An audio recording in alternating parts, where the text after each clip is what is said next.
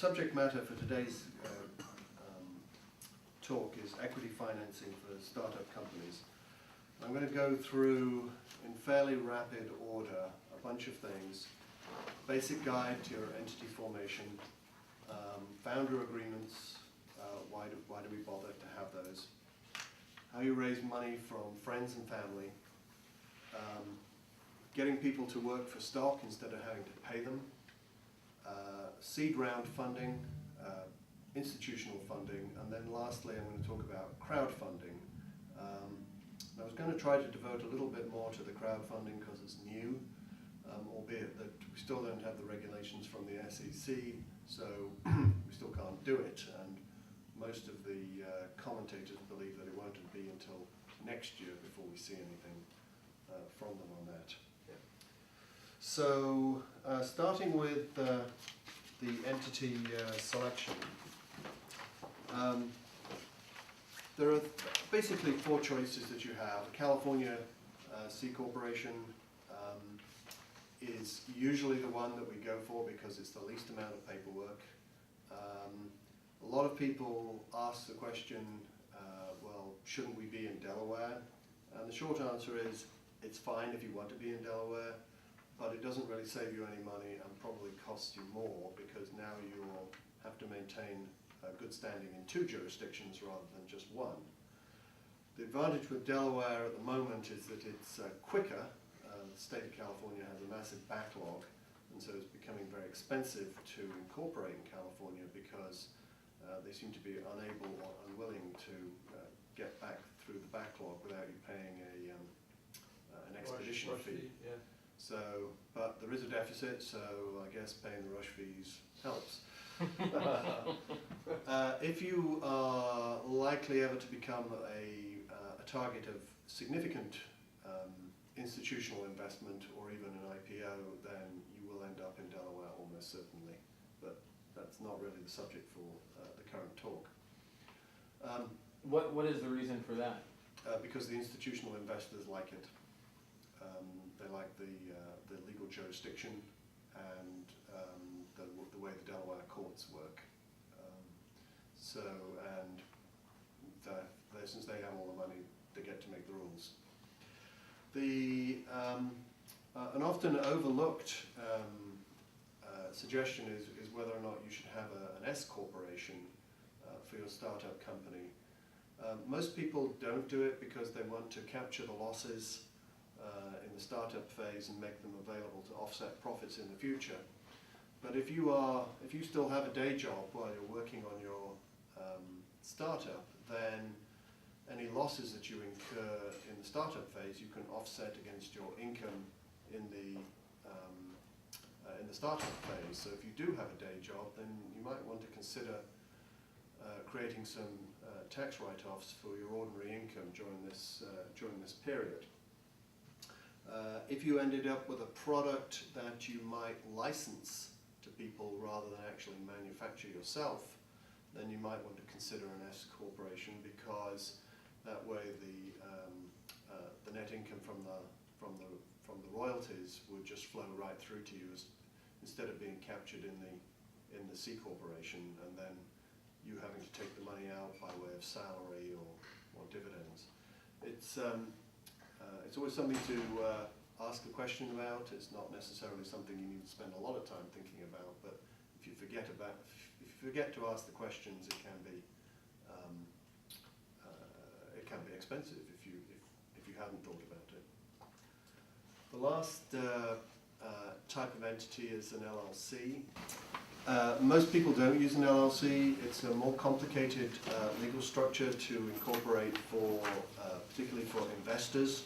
It's very user-friendly if it's just you and a partner, but if you're going to have investors, it's essentially a partnership and it gets taxed as a partnership, and we don't usually recommend that that's the vehicle for you. So I won't say too much more about that. You can elect still S status as an LLC, right? No, you can elect C status as an LLC if you want. You can have a partnership taxed as a corporation. If you start off being an LLC as an S corp because you've got a day job and you want the offsets, you can then convert to C corporation later. Right. But it's very hard to go from C to S or from C to LLC. Those are typically not things that you want to do. Yeah. I am an LLC currently with S Corp status. Okay. Well, I mean, it's essentially the same. You're taxed. Yeah, it's a flow-through item. They're both flow through, but the S has some more deductions you can get than the C. Correct. And now, currently, with the Medicare tax, the 0.09 on self-employment income, it applies in LLCs, but it doesn't apply in S corps, at least not for the time being. Right. So there are some reasons for using it, but you know, if you're going to have investors anytime soon, probably not. So then, this is a route you can go, right, from an LLC to a C corp. correct. Yeah. Yes. Yeah. It's an easy conversion process. Yeah. So the next subject was founder agreements with a subheading "Why bother?" And there are basically 3 or 4 good reasons for having good documentation to start with amongst your founders. First of all, it does address issues of who is supposed to be doing what. It also gets all of the founders on the same page in terms of your commitment to the project, vesting of stock, how long that goes for. It also ensures that you capture all of the intellectual property and make sure it's all contributed to the corporation, because unless you have something in writing, intellectual property is owned by the person who develops it and not by the person they're working for. And so it's important to have a writing that makes that clear. And then it's always good to address things that you might loosely call inequalities. What happens if people don't pull their weight? What happens if somebody just decides to go and live in Hawaii and not participate in the company? You want to have all of these types of scenarios, most of which are fairly commonplace and they're easy to predict as to what you should cover and what you shouldn't. Because if you don't have the rules of the road laid out, then you have uncertainty. And what I like to do is to say you need reasons to act rationally, because if you act irrationally, then there's a laid out process of what happens if you are irrational. And if you don't have anything written down, then irrationality becomes, you know, its own set of rules, and that way madness lies. And so, you know, I used on the slide well, some of us are old enough to remember Neil Sedaka. Breaking up is hard to do. It can be messy. And so if you get a rule of the road, the rules of the road laid out, then if somebody doesn't follow them, then there's a predictable outcome. And they can't complain, well, I didn't know what would happen if I decided to be a jerk. So so I think it's a good idea. The other advantage of having it is that if you come on to the next stage in your company where you're going to have investors, if you have all of these documents all in place, in good shape and order, it makes you look more impressive than if you don't have them. And the investors think, well, these guys are obviously serious, they've taken the time and trouble to put their thoughts down in writing and make the corporation look like it should. So now you've got your founders together, and you need something other than the credit cards to start the business.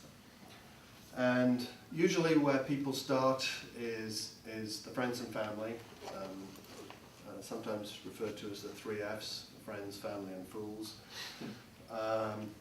But that is where most people start. And the first thing to remember about raising money from third parties is the basic rules related to selling securities to people who are members of the public. The way the SEC rules, which date from the 1930s, post the big stock market crash, was that you should not sell stock in your corporation to people unless you have complied with all of the requirements of the SEC associated with selling stock to members of the public.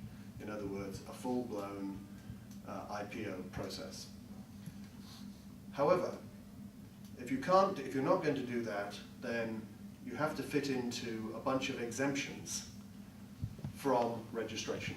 So if you're not going to register the stock offering with the SEC, you have to be in an exemption.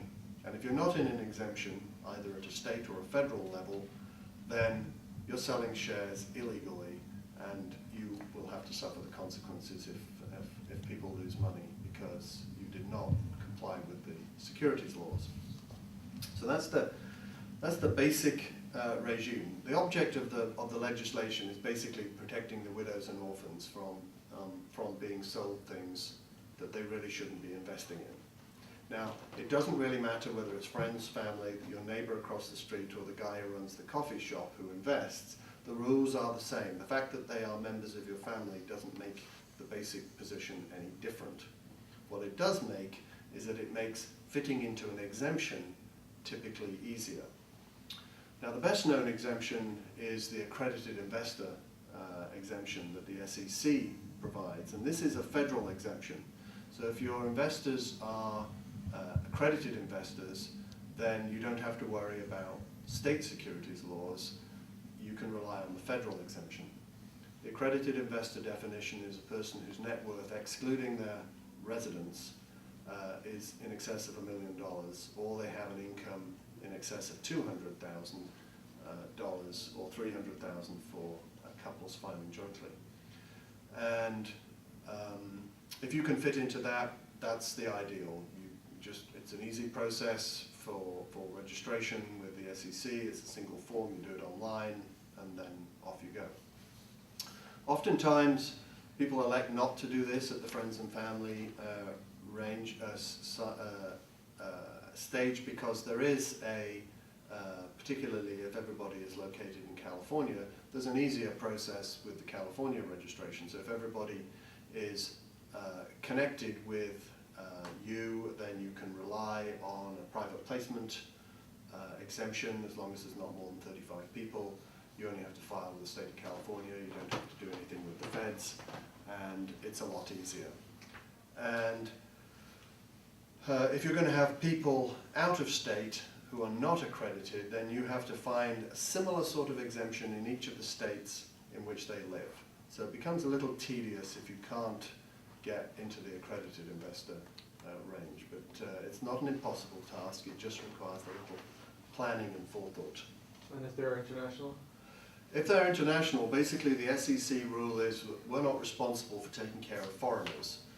So they don't regulate the sale of securities to foreign people. Now, people in those countries regulate the sale of securities to their citizens. Right. And so you have to wonder whether or not you have to do anything comply in Denmark or Belgium or wherever it is you're going. But basically the SEC says, not our problem. And they make you put a special legend on the security so that the person buying the security knows that it's issued, it's called Reg S rather than Reg D, which is accredited investor, but Reg S basically says you can sell to foreigners, it's not our problem. When you sell shares to anybody, you do have a disclosure obligation, and it doesn't really matter whether they are friends or family or really anybody else. The basic rules are you must not mislead people. It doesn't matter that they may be accredited or not. The SEC doesn't require you to give any information to anybody who is accredited. They're considered to be capable of asking their own questions and coming up with their own information. And going into this stage of financing, most of the time, most people only have a PowerPoint and a non-disclosure agreement, because you don't want to spend a lot of time producing a very detailed private placement memorandum, particularly at this stage in the company's existence, because this is merely a 50-page document that includes 49 pages of reasons why you should not invest in the company, because that's you're trying to protect those people from themselves as opposed to sell them the concept. So my rule basically is, if you're going to say anything, make sure it's true. If you're not going to say anything, as long as you're not forgetting to say something that's important, then generally speaking, you can expect other people to be responsible for their own investment decisions. Now, you still have to worry about, Auntie Ethel and, Cousin Bob, if they are clearly not capable of making these sorts of decisions if you're going to take money from them. And so the best thing to do is to say, this is what I'm planning to do, have a plan, make sure you've got something that makes sense, and then stick to the plan and don't try to deviate. At this stage, if there are going to be investors at the friends and family stage, you do want to have proper documentation that makes it clear the basis on which they're investing, what they're buying, what the terms are, etc. So the fact that they may be known to you does not mean that you should not have documentation. It protects you and it protects them. The hardest part, in my opinion, of this stage of the company's existence is the valuation. How much is my business worth at this point? And the answer is, it's only worth what someone will pay. And so you've kind of got to think of the largest valuation you can think of without smiling at this point. You don't have to be right. It's embarrassing if you're wrong, but you don't have to be right. You're not wrong just because it turns out that in a later round somebody doesn't think it's as valuable as you thought it was. It becomes a little embarrassing and you have to deal with it, but it's not illegal just to get it wrong. A lot of times at this point in the company's existence, you'll find people who don't want to agree with you that your business that has no revenues, no employees, nothing more than a few scraps of paper is worth $5 million. So sometimes they will merely say, well, I'll lend you some money and you can pay it back, but I'm not going to invest at that valuation.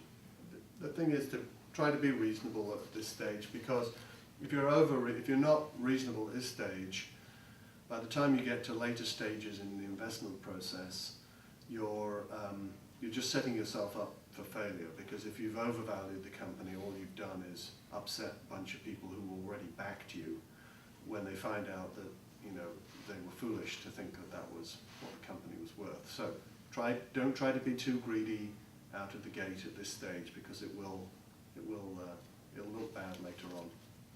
It does seem that inevitably you've got the construct that we've gone through, where on the one hand you have to come up with something in particular to tell the people in the friends and family round, but the very next thing you do when you start talking to anybody from angels on, somewhere in the first series of questions is, well, that's way too much. Yes. So it's just, how do you... Well, I mean, I'm not a valuation expert, but in my opinion at this stage, the value is, again, only what somebody will pay. And what you have to do is you have to think about what that value looks like, what you're giving away and getting in return at that point, knowing what you have to do later. If you think at this stage that I can make it with the friends and family money, then it's a different sort of analysis through which you would need to go. But if you know that that's only going to take you so far and that you are definitely going to need further investment, then you need to think very carefully about whether it's even appropriate to take the friends and family money at that stage, because A, they're going to get diluted by the later money that comes in, and B, if I've got the valuation wrong, how stupid am I going to look to people who were my friends or family members? So, taking money from friends and family is not always the right thing to do. Often it is, but it's not always the right thing to do. Maybe you should try to struggle on with what you have at the moment and then wait until you've got a third party setting the valuation, and then go to the friends and family and say, well, this guy's investing as an angel investor, would you like to come in on the same terms? And then and if you can manage it in that fashion, then that will be okay. But there's no right or wrong. It's everybody's situation is different.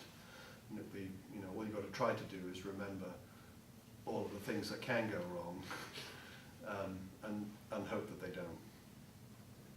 Would you use the evaluation of a later stage? You're saying like, right now we have no revenue, no employees, no nothing but, an idea. But you would know if it is a good idea and it does sell, that you would be at a certain point of revenue within a certain time frame, and so your round after this one probably would have an evaluation in, using the 4 times revenue or whatever, something like those numbers, and then go back from there saying, that's where I need to end up in 2 years or 6 months, whatever, and I need, Well, I'll talk a little later about convertible notes, and that basically is a means for bridging a disagreement over value. Okay. And it's hedging someone's bets. When you hear Che Voigt talk in a couple of weeks' time, you will hear a very different view on convertible notes than what I'm going to tell you. But he's looking at it from an investor's perspective and not the company's perspective. I'm trying to give you the company's perspective because I think that's what you're here to hear.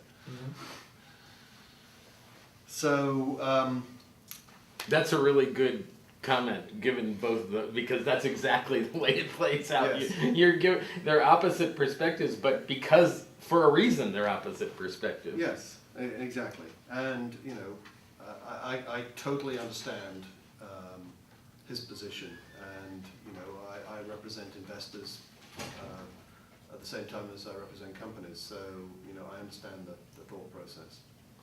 Nobody's wrong here. So the next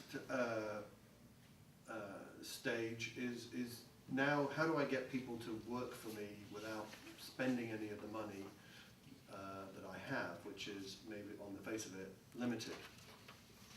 So the heading is sort of stock for services, and this is a very typical situation in any startup company, particularly where you've got any form of software or technological development to do in the process. It's not usually, if you have to go out to third-party manufacturers or vendors of that nature, it's not usually something that they're interested in doing. They may give you better terms, but they're not usually interested in stock. And you don't probably want to have these people having stock in your company because they may not be your long-term vendor.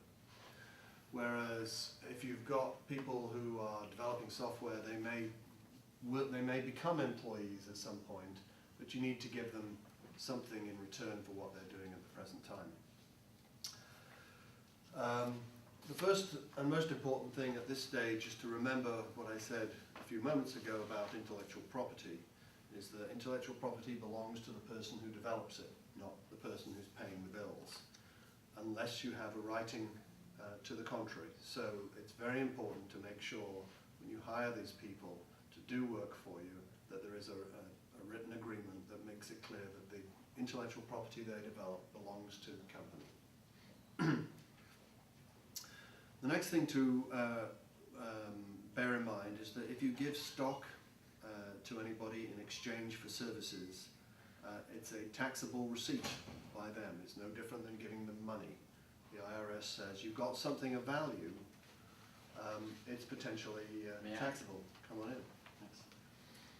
It's a potentially taxable transaction. And a software developer is not going to thank you if you give him a piece of paper and he gets a $10,000 tax bill because he doesn't have the cash to pay that tax bill. All he got was stock in the company. So it's important to understand when you hire people in these circumstances that there is a potential tax liability. Now, for most startup companies, the value of the stock is pretty low, and therefore the receipt, the value of the stock at the date at which it's issued to the individual, is probably a fairly small amount in nominal value terms at that stage in the company's existence. If you get into a later stage where you've already had perhaps angel investment, where you've got an attributable value to the stock in the company, then this is a bigger problem, because if you had a $2 million valuation of the company at the angel stage, and now you start issuing stock, it has a real value in the hands of the developer. Now, happily, there are ways around this. The most common is to issue what's called a warrant or an option to purchase shares. So in other words, you give the person a right to buy stock in the company at a later point in time, and as long as the what we call the strike price, the option price, the price at which they can buy shares, is not less than the fair market value at the date of grant, then the receipt of the warrant is not a taxable event, and therefore it merely defers the problem. When the individual exercises the warrant, when the company becomes successful and maybe there's a liquidity event, they get stock in the company, they sell it immediately, they get cash, it's ordinary income because they didn't hold the stock for a year, so they haven't got a long-term capital gains tax. It's ordinary income. But if you remember where it all came from, it came from the services that they provided. If you paid them, they would have paid tax on the money anyway. So all you're really doing is deferring the tax liability on the value of the services that they provided in the first place, and potentially potential for upside over and above what their services might otherwise have been worth at the time that they were provided. So that's a totally acceptable technique for avoiding what can otherwise be an embarrassing situation. The other technique is what we call restricted stock, and this is not usually, you don't usually use this for a third-party vendor who's providing services. This is generally used for employees who come to the company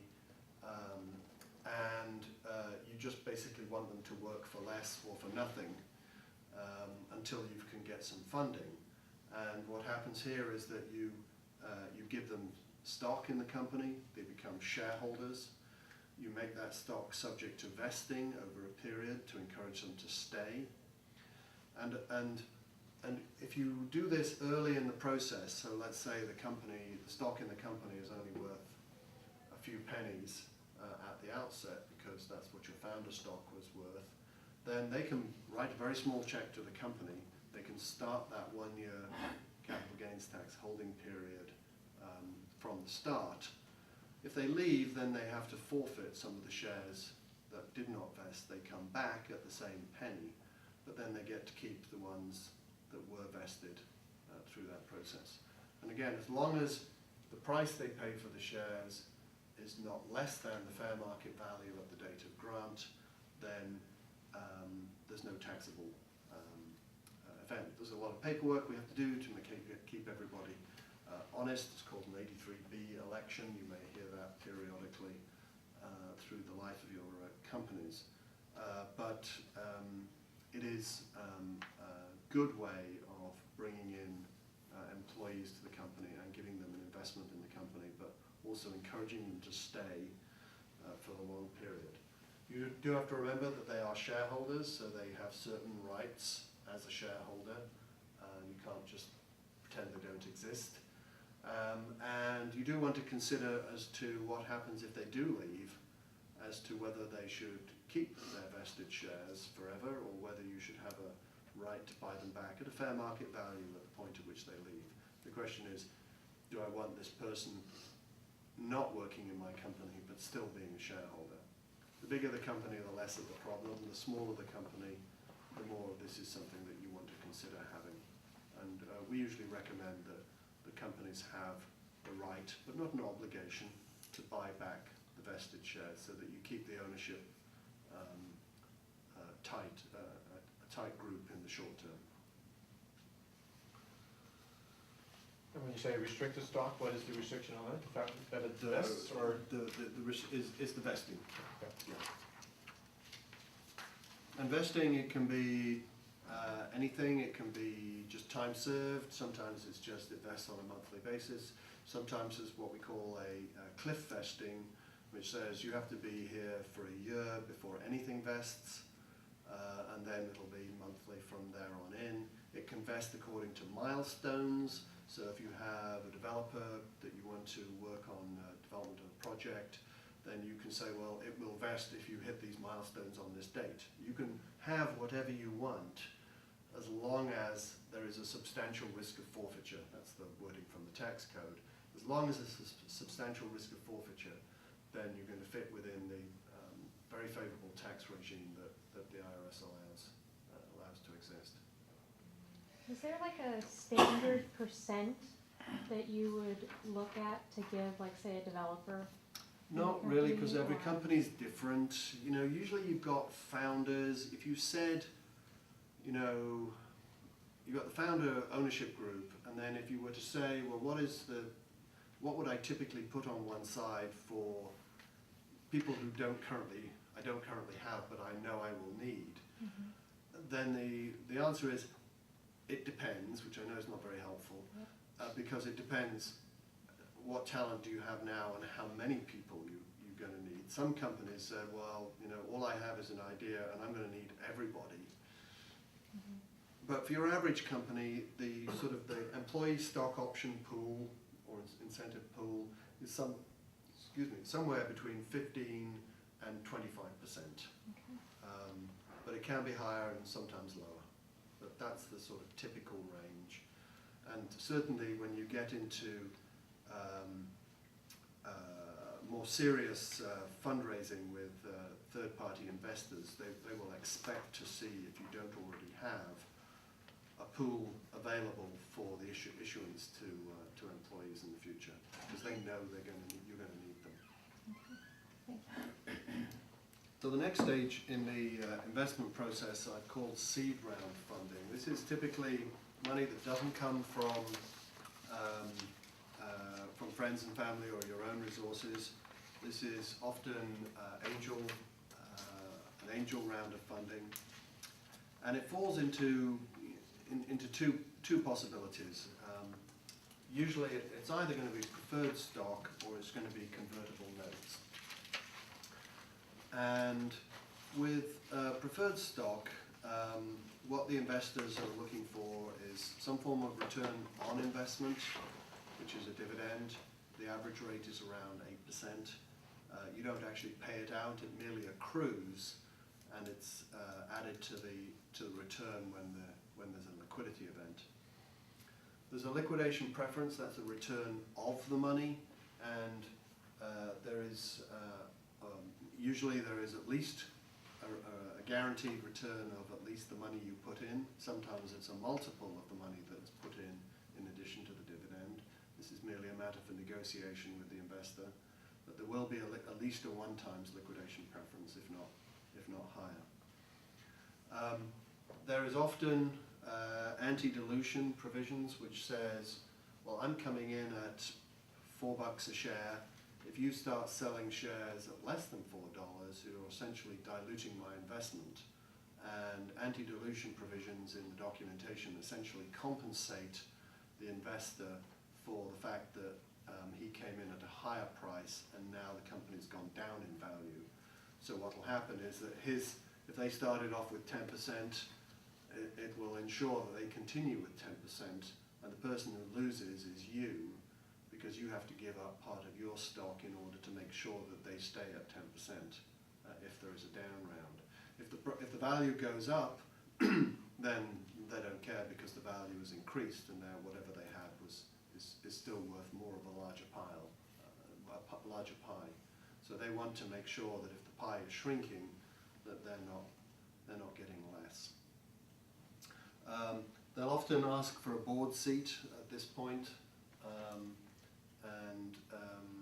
but they're not looking for control. They're merely looking for information and the ability to help guide the company. These are people who you would view as being valuable assets to the company, and some people who can really help you move the company into the next stage of its existence. I encourage people to have outside people on their boards. I think it's a very good discipline. We talked about convertible notes, and this is,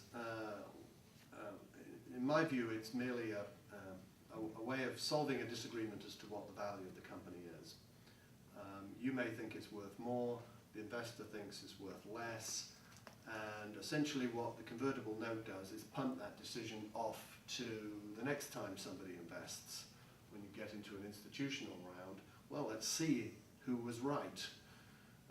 If the company is right that it was worth more, the investor doesn't get quite as much as they would out of it. If it turns out to have been worth less than the company thought, then the investor's going to get a bigger share when his investment converts at the valuation that the new investor has set for the company. So, you know, it's one of these be careful what you wish for moments. You know, it is a gamble on both sides. It's no different than any other investment decision. Somebody, you know, when you do an interest rate swap, somebody is, you're betting interest rates will go down, and the other person is betting they go up. Somebody is wrong, and so it is in convertible notes.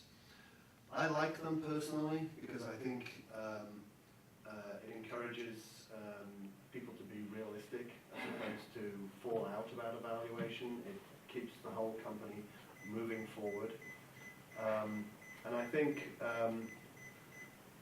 you can often get a little bit more flexibility on some of the terms through a note than the preferred stock. Now, Che, I think, will say that, you know, in his opinion, the note does not adequately reflect the risk to the investor of being wrong, and that risk is better reflected in a fixed valuation of the company, and then you're all in it together at that valuation, as opposed to you thinking, aha, well, if I can fool somebody into thinking that it is worth more, then I'll be better off. That's a personal opinion. I think I absolutely agree with everything that he says, but you know, but it's not the sole opinion in the room. There's quite a lot of data out there on what convertible notes look like. The latest data usually gets published around this time of year. One of the big law firms in Silicon Valley publishes data on this. So this is from their 2012 data. Oftentimes when you convert, in order to encourage people to give them some sort of benefit for the company, for having invested at an early stage, there will be either options to purchase additional shares granted as part of the convertible note, or a discount that allows you to buy stock at a lower price than the price that's being paid by the incoming investors. Those valuation discounts, they're around possibly between 10 and 20% normally. 10% is basically, you don't usually see it less than 10%, and depending on the risk profile, there can be a higher discount, which gives a better return to the investor, and it's merely a question of perception of risk and negotiation at that point. But how's that experienced by the new buying party? Because it's basically saying I'm paying more than the guy next to me said he's paying because he bought in earlier. Well, yes, but that's exactly the point. They bought in 12 months ago when it was much riskier. Right. You know, their money's still in the company. Right. It's just they're getting a few more shares. Well, the incoming investor can do the math just as well as anybody else. He's already discounted that in his calculation as to what share of the company he's getting anyway. Right. So it's not a surprise to anybody. It's just part of the math. Okay. But at least 80% of transactions with convertible notes have some form of discount or warrant attached to them, so you should certainly expect to see that. The interest rates are usually around 5–6%. There has been a tendency for these to fluctuate quite a lot, again depending on the stage of the company. I'm just doing one at the moment where it's a company with nothing more than a business plan, and the convertible note, which kind of just helped them get off the first base and, you know, buy some equipment and stuff like that. The interest rate is 10%, which is at the top end. For companies that actually have more about them, then the rate is around about 5 and 6%. Usually you get about 18 months, 12 to 18 months of time to raise the next round of finance. Remember, this is debt. If you don't make it and you don't raise the money and it doesn't convert, you have to repay it. It's debt on the balance sheet. Now obviously at that point the company probably didn't make it and you don't have anything left at the end of the day, so it's largely academic because you're not going to personally guarantee it, but it is debt. And then there are some other features. It's surprising to me that this would ever, that an investor wouldn't protect against this, but what happens if instead of raising the next round of funds, you, there is a liquidity event? Well, okay, so you lend me $100,000, I'll just pay it back to you with 6% interest, that's great. And if the investor's not thought about that, they think, well, darn, because if I'd converted, I might have picked up $300,000 or $400,000. And the data from last year was only about 60% of investments, actually, investors who invested in convertible notes had the right to participate in an intervening transaction. I was shocked that it wasn't 100%. That is surprising, just to even think that that wasn't raised. I know. So perhaps there are some smarter people than me out there, I don't know. But it was very interesting. I'm interested to see, certainly the last 12 months there's been a lot more investment activity, and I think we shall see that the terms for convertible notes have improved from the perspective of the companies over the last 12 months. They certainly have, compared with the 2011 statistics that I saw, they certainly improved in 2012, and I suspect that's improved more, which is, you know, an indication of supply and demand. There's investors out there prepared to make investments in convertible notes and on terms that may not be as friendly as they were 2 years ago. I'm not going to say too much about institutional funding because it has been pushed back into the sort of spectrum of when these things happen. They used to happen a lot sooner in the 10 years ago. Institutional investment was often coming in at a Series A round. Now, you know, it may not even come in until Series B or C. So I'm not going to say too much about it. This is a point at which you may find that you're migrating to Delaware because preferred stock in California has some downsides that a lot of institutional investors don't like, so they may require you to be in Delaware. They'll want the usual things from preferred stock, dividend rates, liquidation preferences, and anti-dilution. They're also going to want a lot more information from the company about financial information, monthly, quarterly, annual financial statements. They want to have control of significant matters. They're going to want board seats. They want to lock the founders into the company at that point with what we call co-sale agreements, which prevents you as founders from selling any of your shares without also the investors having the right to sell at the same time. So they basically don't want you selling shares and taking money off the table unless they get the opportunity to do so at the same time. So, as I said, they'll want board seats, they'll want voting agreements to make sure that their board members get to stay on the board and they can't be voted out. And so the documentation becomes a lot more serious at this point in time. Not that the previous documentation is more serious, this is just longer and more expensive to put together. If there is this issue that you brought up of having formed in California and moving to Delaware, is that a... It's a process. It's paperwork. Essentially what happens is you form a Delaware corporation and you merge the California corporation into the Delaware corporation. So the Delaware corporation is the surviving entity and it issues stock to the same shareholders. You end up with exactly what you had in economic terms in the California corp. It's just now it's a Delaware corp. Maybe you told us this before, but why not go Delaware in the first place? Well, most of the time we don't do it because it's expensive. Well, now it's not as expensive because of the rush filing fees you have to pay in California to get anything done nowadays.